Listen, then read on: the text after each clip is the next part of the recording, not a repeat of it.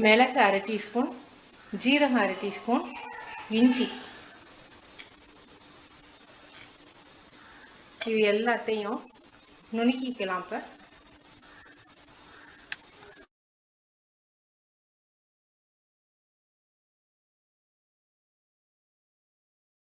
3 cup தண்ணி வச்சுருக்கேன். இஞ்சி, மிளகு, சீரகம் நல்லா கொதிக்கட்டும். 3 கப் தண்ணிக்கு தேவையான அளவுக்கு உப்பு. இப்போ நல்லா கொதிச்சிருச்சு, அமர்த்திடுவோம். இப்போ இதை ஒரு 20 நிமிஷம் மூடி வச்சுருவோம். சூட்டோடு நம்ம லெமன் புளியக்கூடாது, ஆறட்டும் கொஞ்சம்.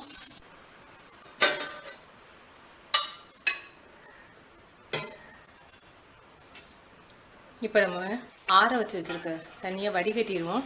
இது ரொம்ப ஆறல, வெது வெதுன்னு இருக்குது. ரொம்ப கொதிக்கிற தண்ணியில் லெமனை புழிஞ்சிங்கன்னா அந்த விட்டமின் சி எவாப்ரேட் ஆயிரும். அதனால் ரொம்ப கொதிக்கிற தண்ணியில் நீங்கள் எலுமிச்சம்பழம் புளியக்கூடாது. அதே மாதிரி எலுமிச்சம்பழம் புழிஞ்சு ஒரு 10 நிமிஷத்தில் நீங்கள் இதை குடிச்சிடணும்.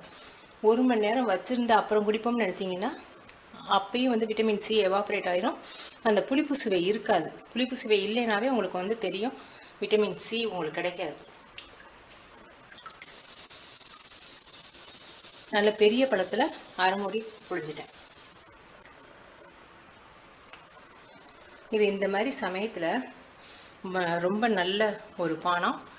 விட்டமின் சி எதிர்ப்பு சக்தி அதிகரிக்கும். 2வது மிளகு சேர்த்துருக்கோம் இல்லையா, வறட்டு இருமலுக்கு ரொம்ப நல்லது.